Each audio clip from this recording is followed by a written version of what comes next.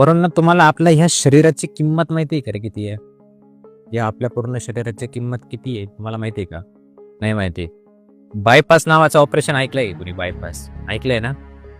Bypass operation करण्यासाठी किती खर्च येतो रे?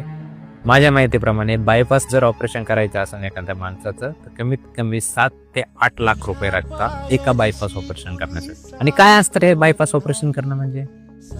बायपास ऑपरेशन करणं म्हणजे काय असतं? आपल्या शरीरामधली एखादी घाण रक्तवाहिनी, आपल्या शरीरामधली एखादी खराब झालेली रक्तवाहिनी काढून त्या जागी शरीरातली दुसरी रक्तवाहिनी टाकणे, या पूर्ण प्रोसेसला काय म्हणतो आपण?